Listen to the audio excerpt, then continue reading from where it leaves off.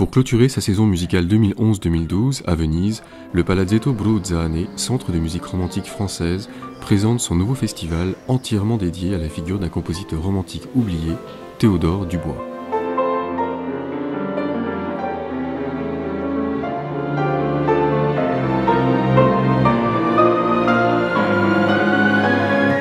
Premier prix de Rome en 1861, organiste à la Madeleine, professeur puis directeur du conservatoire en 1896, Théodore Dubois devient membre de l'Institut en 1894.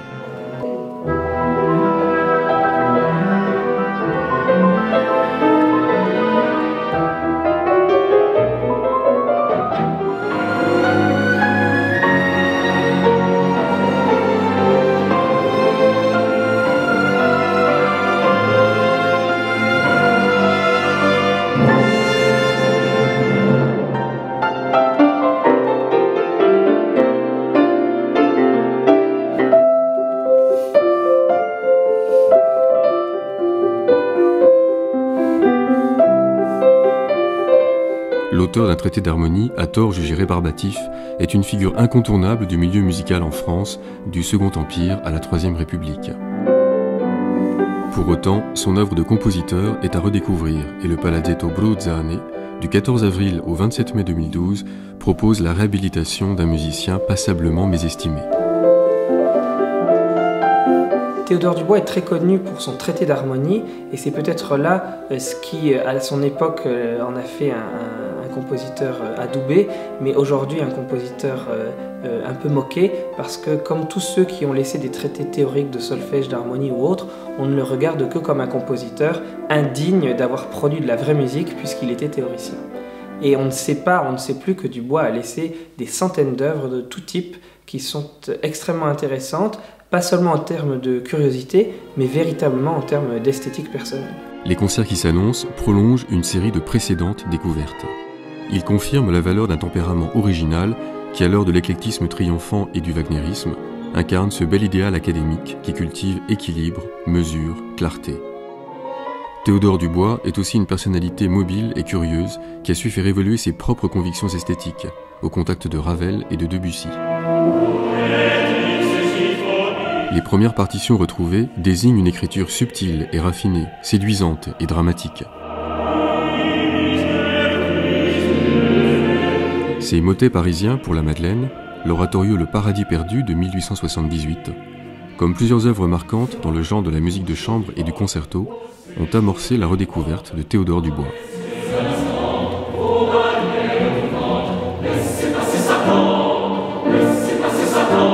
Le principe du festival consacré à Théodore Dubois est d'une part de faire entendre une grande partie de son œuvre, bien sûr pas toute son œuvre, mais des œuvres magistrales comme la Symphonie française, la Symphonie numéro 2, la Messe pontificale, le Paradis perdu qui a été programmé en avant-première puisque notre festival Dubois se décline depuis le 1er juin 2012 et jusqu'au 31 août 2013, et de faire donc entendre des œuvres, pharaoniques de ce grand post-romantisme français que Dubois notamment a mis en musique.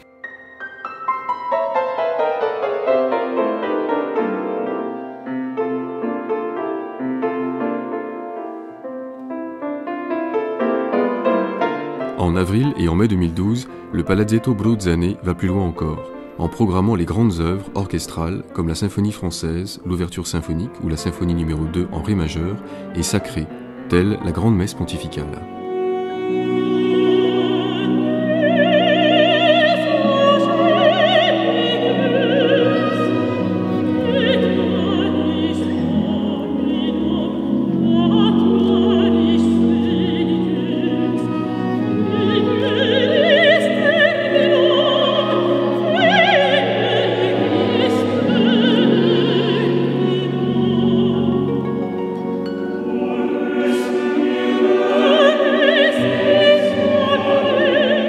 Il est important pour nous aussi de faire entendre la musique de chambre, puisque Dubois s'y consacre surtout après sa retraite du conservatoire en 1905,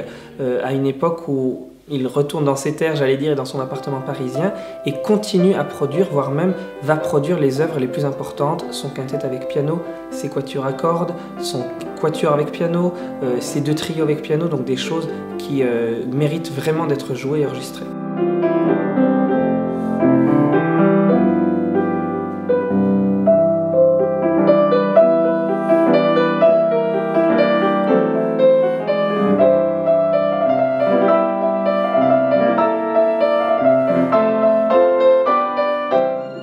riche volet de concerts chambristes complète ce panorama, puisqu'à peu près toutes les partitions importantes dans ce domaine sont jouées. Trio pour violon, violoncelle et piano, quintette pour piano, quatuor numéro 1 et 2, sonate pour violoncelle et piano, sonate pour violon et piano, promenade sentimentale, quatuor avec piano en ré mineur.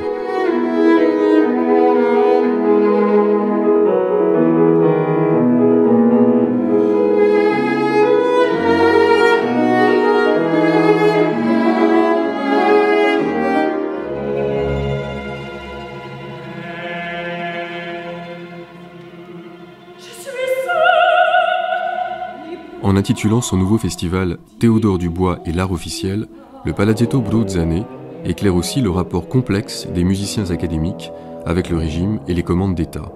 Sur ce point, la carrière de Théodore Dubois révèle bien des surprises. Avec la figure de Théodore Dubois et sa musique se pose la question fondamentale de la notion d'académisme au XIXe siècle et ce jeu subtil et pas tout à fait encore bien éclairé de la différence entre l'art officiel et l'art académique. Et Dubois, qui était académicien, qu'on peut considérer comme représentant de l'art académique, est un contemporain de Jules Massenet. Alors je vous rappellerai que 2012 est un anniversaire Massenet auquel le Palazzetto travaille également. Et pour nous, il était intéressant de proposer un festival qui ne soit pas simplement Théodore Dubois, mais Théodore Dubois et l'art officiel, pour mettre en regard notamment ces deux personnalités que sont Dubois, académicien, Massenet, représentant de l'art officiel, et puis bien sûr 2012 c'est aussi l'année de Debussy, et Debussy, adepte de la modernité.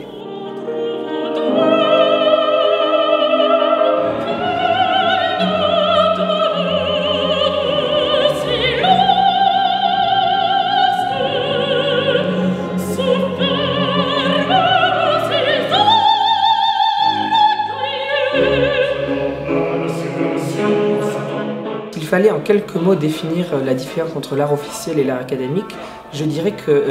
l'art académique est celui d'un ensemble de compositeurs qui défendent des valeurs identitaires fortes, en l'occurrence l'Académie des Beaux-Arts, et que Théodore Dubois est de cela. Il y a un beau avec un grand B, qui d'ailleurs est très grand public de nos jours. Le Paradis perdu, les symphonies, le concerto pour piano numéro 2 sont des œuvres immédiates et qui pourtant défendent de vraies valeurs esthétiques que l'on comprend, que l'on apprécie et que l'on peut définir même scientifiquement si on le voulait.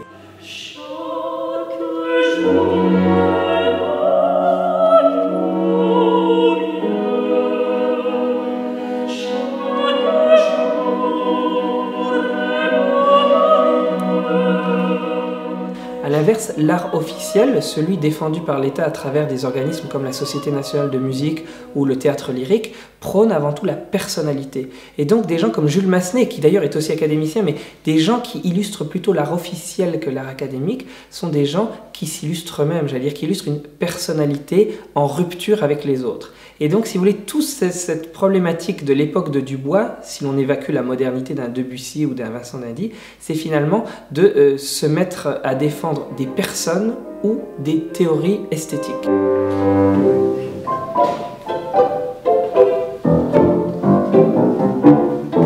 Donc, au final, j'espère qu'on aura pu poser la question et répondre à certaines interrogations de cette grande différence entre ce qu'est l'art académique et l'art officiel.